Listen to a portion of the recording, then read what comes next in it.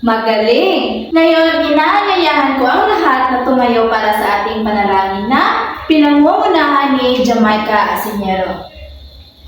In the name of Father, Son, Holy Spirit. Amen! Manatiling nakatayo para sa ating pampasigla. Alam niyo ba yung kantang Kung Ikaw Ay Masaya, Tumawa Ka? Magaling! Ngayon, kakantahin natin ng sabay-sabay. Ready? Kung ikaw ay masaya, tumawa ka, ha ha ha. Kung ikaw ay masaya, tumawa ka, ha ha ha. Kung ikaw ay masaya, buhay mo ay sisigla. Kung ikaw ay masaya, tumawa ka, ha ha ha. Magaling! Ngayon, bago kayo umupo, pulutin mo na ang mga basura kung meron man at itapon sa tamang lalagyan. Ayos na ba ang lahat? Magaling! Ngayon, sino ang liban ngayong hapon? Wala? Kung wala, bigyan natin ng 5 palakpak ang ating mga sarili. Ready? 1, 2, 3, 4, 5. Magaling. Ngayon, bago tayo dumako sa bagong tropiko natin ngayong umaga, meron muna akong mga alituntunin sa loob ng ating klase. Pakibasa lahat. Magaling. Nais kong sundin niyo ang lahat ng alituntunin hanggang matapos ang ating klase. Ngayon, sino-sino sa inyo nakakaalala kung ano ang tropiko noong nakaraan? Yes, Cardona? Tungkol sa pagpabula. Magaling. Ngayon, meron muna akong ipapakita sa inyong larawan at pagkatapos ay meron akong mga katanungan.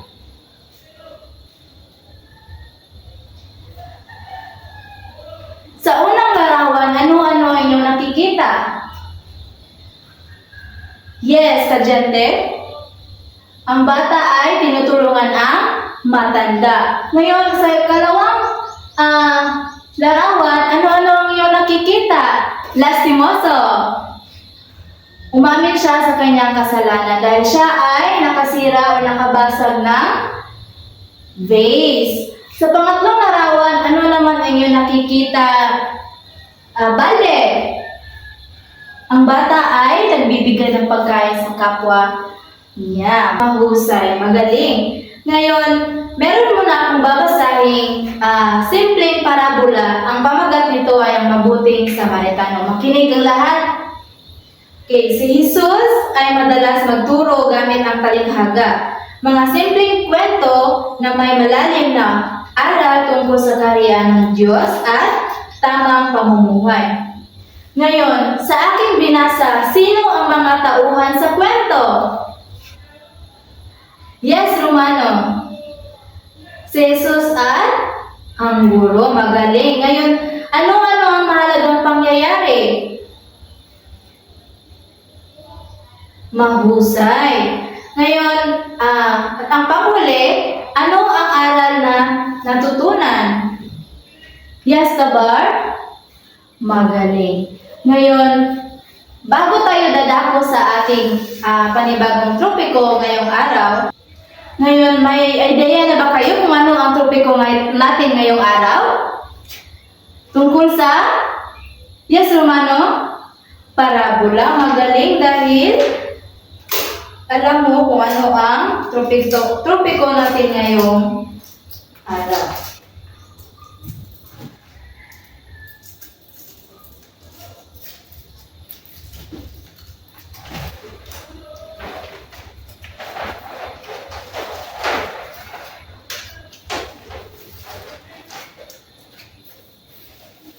Ang tropiko natin ngayong araw, pakibasa lahat. Pero bago yan, meron muna akong layunin. Pakibasa lahat. maraming salamat. So, alam niyo ba kung ano ang parabola? Hindi. So, pag-aaralan natin yan ngayong araw. Ngayon, ang parabola ay isang maikling kwento na nagtuturo ng mabuting asal, wastong pag-uugali at mahahalagang aral sa buhay. So, dapat ba tayo, araw-araw tayo gumagawa ng kabutihan sa ating kapwa? Oo.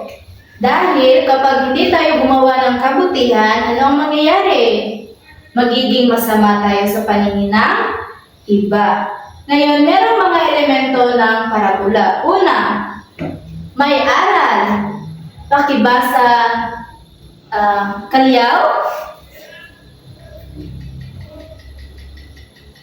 Maraming salamat. So, may aral. Ito ang pinaka-importanting bahagi ng parabola. Kung gagawa ka ng kwento na bahagi siya sa parabola, kailangan sa iyong kwento na ginawa, merong aral na matutunan ang mga mambabasa. Ngayon sa pangalawa naman, simple ang kwento. Madaling maintindihan kahit ng bata. Gaya ng mga sinabi ko kanina, kung gagawa ka ng kwento, dapat may aral. At simple ang kwento dahil kapag simple ang kwento, madali siyang maintindihan ng mga bata. Mahusay. Ngayon, sa ikatlo naman, gamit sa pagtuturo. Gamit sa pagtuturo, madalas ginagamit sa relihiyon o edukasyon. Sino-sino dito sa inyo ang nagsisimba?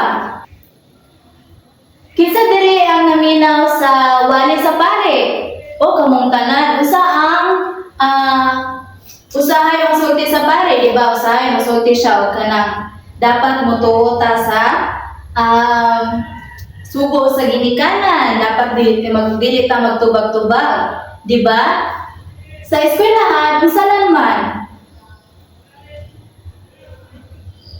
Ibutang nato diri, for example, kanang kinahanglan ta mang limpyo sa tamo biya sa eskwelahan. Unsa pa?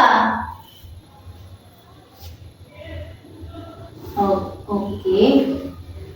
At sunod naman ay maaaring hango sa totoong buhay. So may simbolismo mas malalim na kahulugan. Halimbawa, kanang nakikitabangan nga gulang, wala ka kaila. So kana siya, wala ka kaila pero imo siyang gitabangan.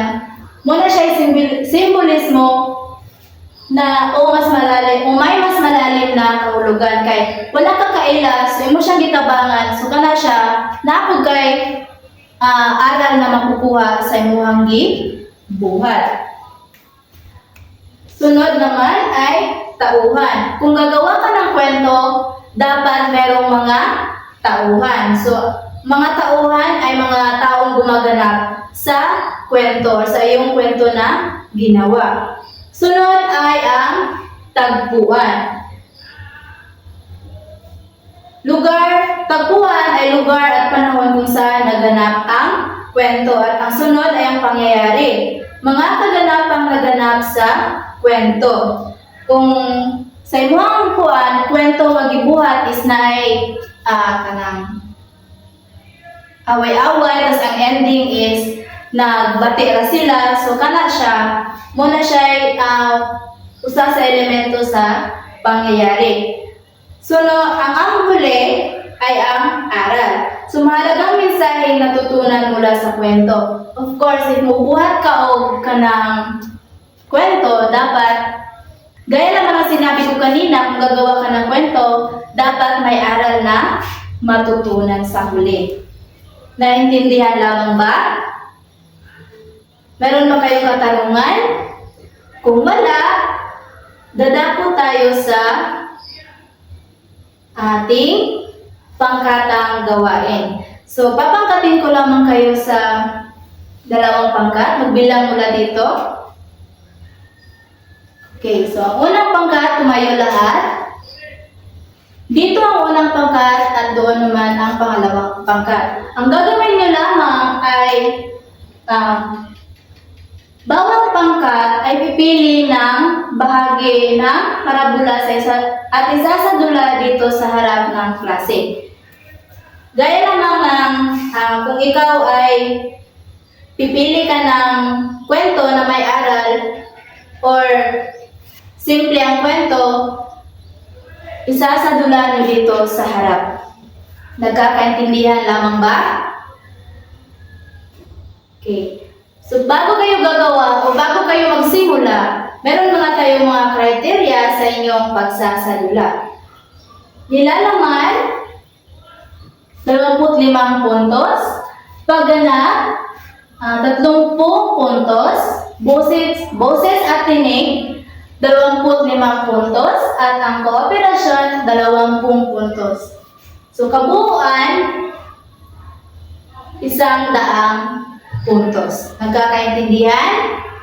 Maaari na kayong magsimula. Bibigyan ko lamang kayo ng sapat na oras para sa inyong gawain. Okay, tapos na ang oras. Magsimula muna tayo sa unang pangkat. Magaling. At ang pangalawang pangkat naman, mahusay. Ngayon, binibigyan ko ang una at dalawang pangkat ng 75 puntos. Dahil sa inyong pagsasadula, magaling kayong gumanap, malakas ang boses or tinig, at merong kooperasyon sa bawat pangkat. Ngayon, anong uli ang parabola? Yes, Jamaica? Okay, magaling. At ano ang mga elemento ng parabola? Yes, Jovelyn? May aral, simple ang kwento. Ano pa? Tauhan, lugar. Magaling. Ngayon, dahil naintindihan nyo ang tropiko natin ngayong araw, dadako tayo sa ating pagtataya. Pakikuha na isang buong papel. Okay, babasahin ko muna ang panuto. Basahin at isulat ang tamang sagot. Pakibasa ang katanungan at sagutin. Malipog mo pa yung Tagalog, boy? Okay. Sa inyong pagtataya, basahin at isulat ang tamang sagot. Ano ang tawag sa maikling kwento na nagtuturo ng aral? So, sulat ng tamang sagot sa inyong papel. Nagkakaintindihan tayo? Magaling. Bibigyan ko lamang kayo ng 5 minuto. Maaari na kayo magsimula. Okay, tapos na ang iyong 5 minuto, pakipasa ang papel sa harap. Pagbilang ko ng 1, 2, 3, 4, at 5. Maraming salamat. Ngayon, pakikuha ng inyong kwaderno dahil meron kayong takdang aralin. Basahin lahat. Okay, maraming salamat. Magbasa ng isang parabola sa bahay at isulat ang una, pamagat ng parabola or pamagat ng inyong kwentong nabasa. Pangalawa, mga tauhan. At pangatlo, aral na natutungan. At ipasa nyo bukas. Tapos na ang pagsusulat. Okay, maraming salamat. At dito lamang nagtatapos ang ating tropiko ngayong araw. Maaari ba kayong tumayo? Paalam at maraming salamat.